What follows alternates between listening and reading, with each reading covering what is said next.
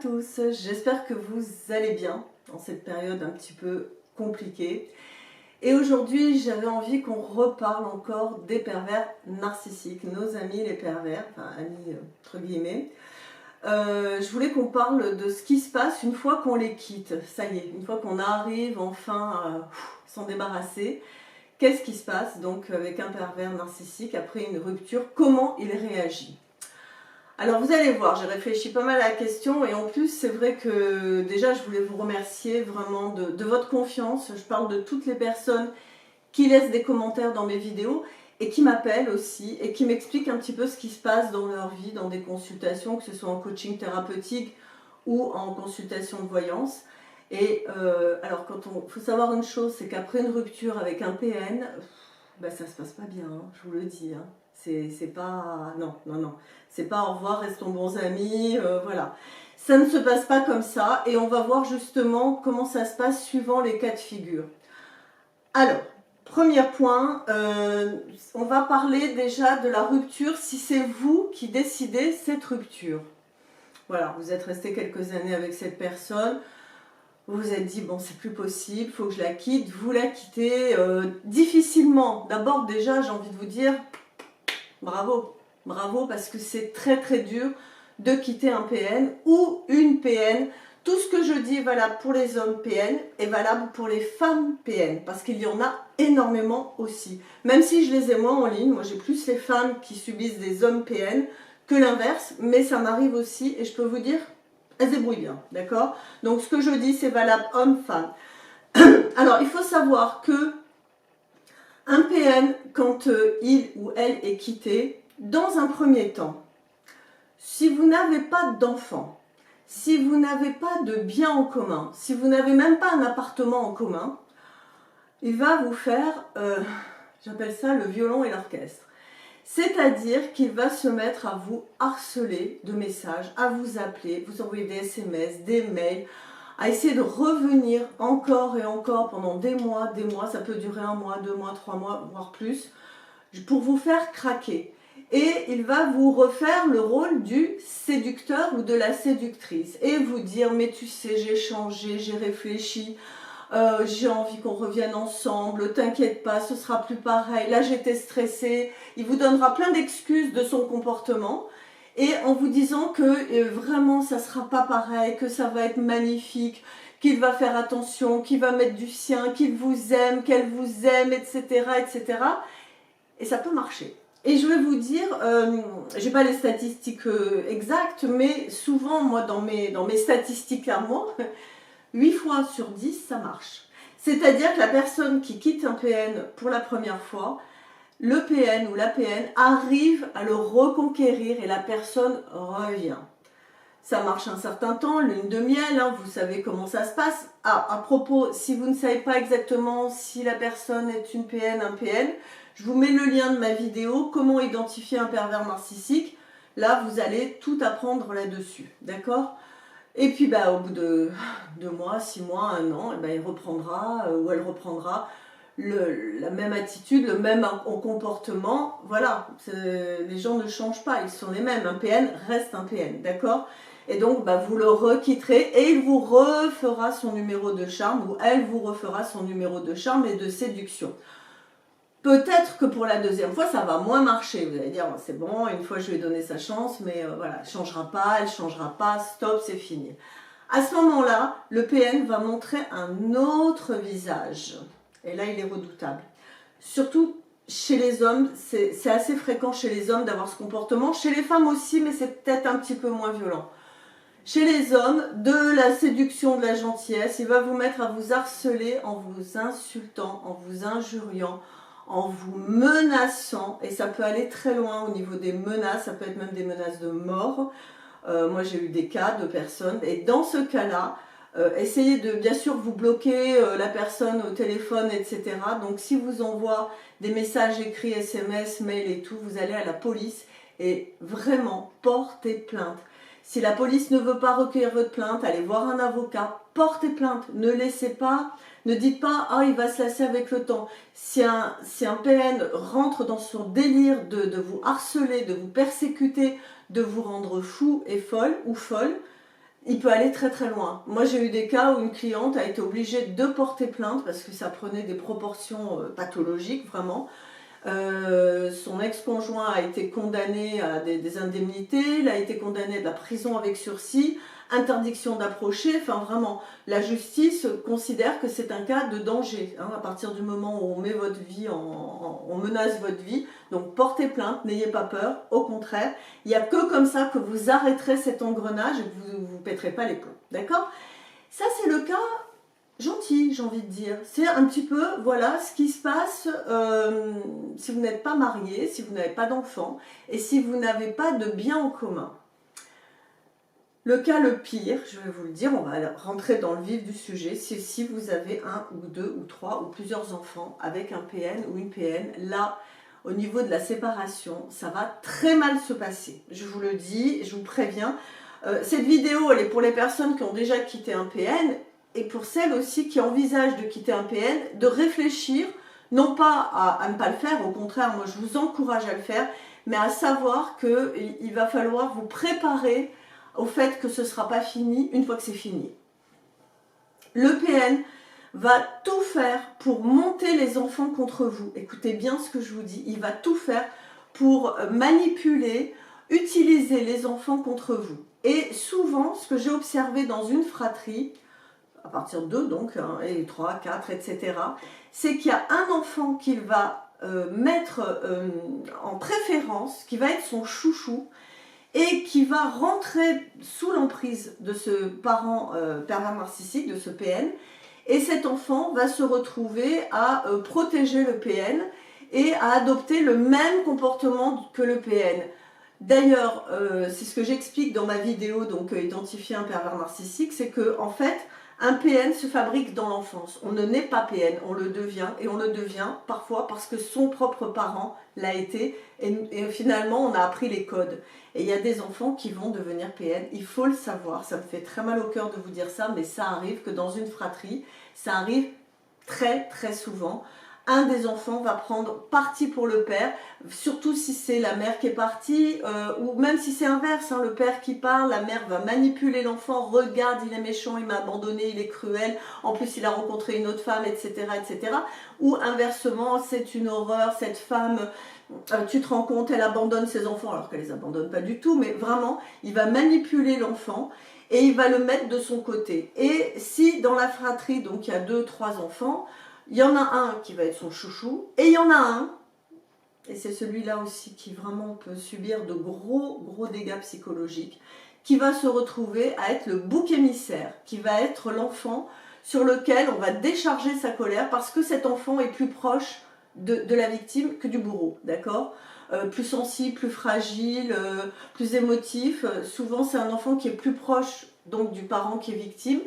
Là, récemment, j'ai une de mes clientes qui m'a dit, moi j'ai un petit qui a 3 ans, son père, il lui parle, il le menace, le gamin est terrorisé.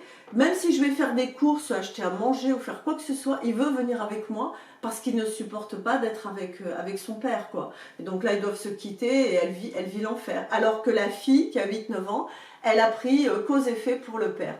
Donc ça, c'est vraiment quelque chose qui est récurrent dans toutes les familles. Ça crée des drames, ça crée des dislocations familiales. C'est terrible. C'est vraiment... Moi, j'en ai toutes les semaines. J'ai plus de femmes qui m'appellent, j'avoue, mais j'ai eu quelques hommes aussi. Et une femme perverse, elle est forte aussi. Hein. Moi, j'ai eu un monsieur qui me pleurait au téléphone, toutes les larmes de son corps. Sa femme est arrivée à manipuler la petite ou le petit, je ne sais plus, qui avait 3-4 ans, en faisant croire que le père avait fait des sévices sexuels à l'enfant alors qu'il n'y en avait pas. Et moi, je sais au niveau vibratoire que le père n'était pas un pédophile. La preuve, c'est que le grand, il lui a jamais rien fait, ou la grande.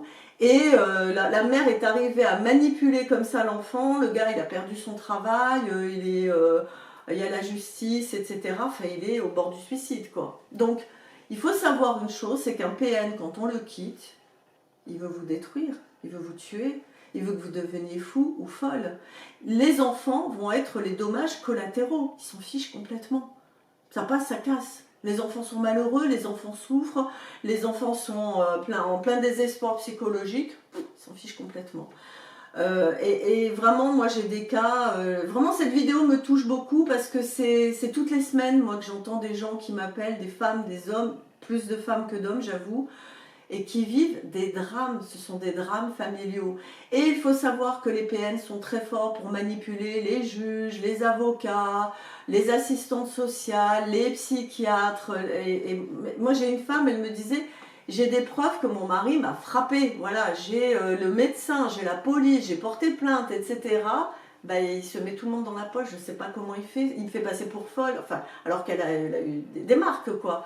Donc voilà, ça c'est des drames qui sont vécus fréquemment, et un pervers narcissique, quand vous avez des enfants, il s'en servira pour vous détruire.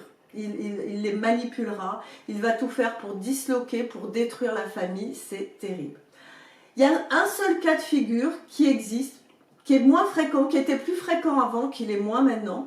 C'est surtout valable pour les pères, beaucoup moins pour la mère. C'est que quand la victime s'en va, le père, pour faire payer vous voyez, je parle du père parce que c'est très masculin comme comportement, plus que féminin. Après, il peut y avoir des femmes qui fonctionnent comme ça, mais c'est plus rare.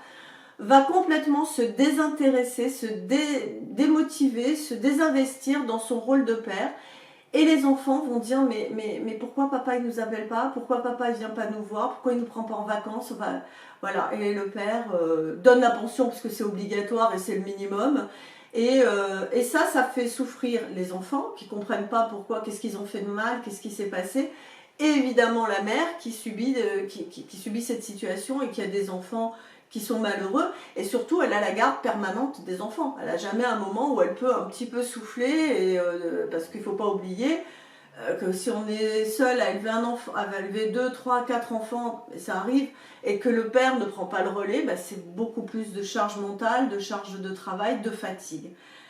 Voilà, le tableau n'est pas très joli, je sais, mais il est réel. Hein. Voilà, c'est vraiment la réalité de ce que j'entends de mes clients et de mes clientes tout le temps. Il y a une autre chose aussi qui va vouloir détruire, et là où il va vouloir vous emmerder, hein, on va être franche, c'est sur vos biens. Parce que vous n'oubliez pas une chose, un pervers adore l'argent, d'accord? Et donc s'il peut vous spolier de vos biens, s'il peut faire tout ce qu'il peut pour ne pas être équitable dans le partage, eh ben il le fera. Voilà, il le fera. Donc c'est compliqué. Alors, quel conseil je peux vous donner? J'en ai pas beaucoup. J'avoue que je suis assez désarmée parce qu'ils sont très forts. Ils sont très forts. Alors, le conseil que je peux vous donner, c'est entourez-vous de gens qui vont être bienveillants. Entourez-vous de professionnels. Un bon avocat, hein, ne prenez pas un avocat des chiens perdus, hein, d'accord, qui vous dit oh, on peut rien faire, voilà, virez-le, prenez-moi un avocat un peu pitbull. Il y en a. Il y a des avocats qui ont vraiment la passion de leur métier, qui comprennent. Donc n'hésitez pas, si vous avez un avocat trop moumou, hein, comme je les appelle, hop, vous le virez. Donc prenez un bon avocat. S'il y a des expertises psychiatriques à faire, faites-les faire. Regardez si vous avez un bon notaire. Faites-vous aider par un psy, un coach, un thérapeute, parce qu'il va vous falloir énormément de force. Et c'est tout ce qui va faire la différence entre une femme ou un homme qui va subir toutes ces pressions psychologiques, voire plus, hein, même vraiment financières et tout, entre une personne qui va arriver à être focus, à être centrée, et puis qui va pouvoir retrouver la confiance en soi, l'estime de soi, parce qu'il ne faut pas oublier qu'un PN a fait bien son travail de vous laminer, de vous dévaloriser, etc. Donc il faut apprendre à se reconstruire vite quand il y a des enfants, parce que plus vous allez être fort ou forte, plus vous allez être déterminé, plus vous allez être en mode guerrier, guerrière, plus vos enfants vont avoir confiance en vous, vont se dire « Ah ouais, ma mère, ça va, elle tient le choc. » Ok, donc ça va les rassurer, les sécuriser. Et puis vous allez pouvoir vous battre et défendre vos droits et défendre vos enfants. Et voilà, et ça va être compliqué, défendre vos biens. Voilà, il va falloir vous défendre et attaquer si vous pouvez. Ne subissez pas. Si vous pouvez attaquer, attaquez. Il n'y a que comme ça que vous ferez respecter.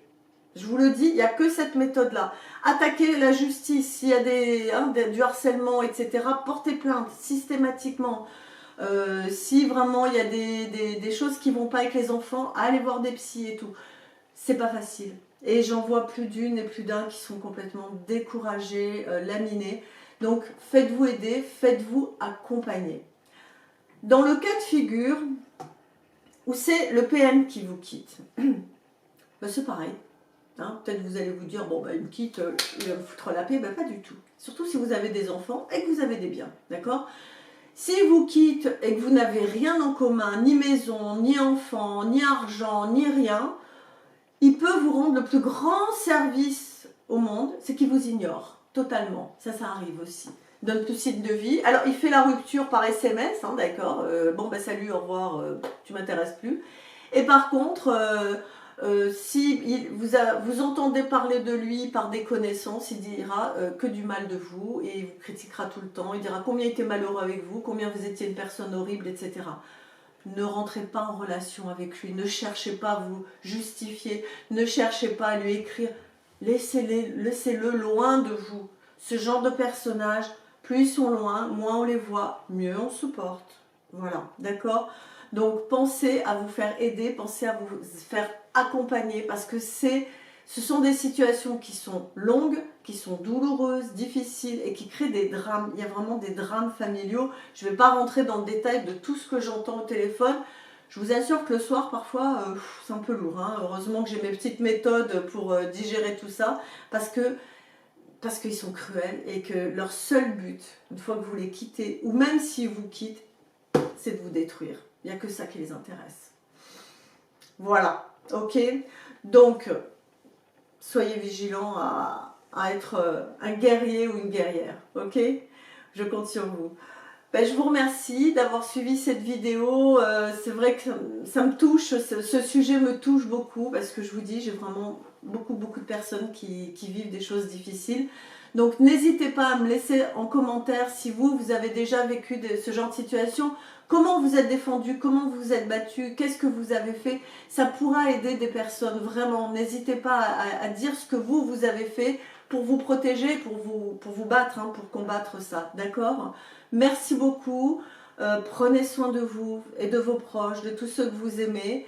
Et puis n'hésitez pas, si la vidéo vous a plu, pensez à la partager, c'est important, elle peut arriver quelque part pour quelqu'un, elle tombe au bon moment. Voilà, c'est comme ça qu'il y a des synchronicités. Likez, puis abonnez-vous à la chaîne aussi, d'accord? Je vous embrasse, je vous souhaite une belle semaine, je vous dis à très bientôt. Ciao, au revoir.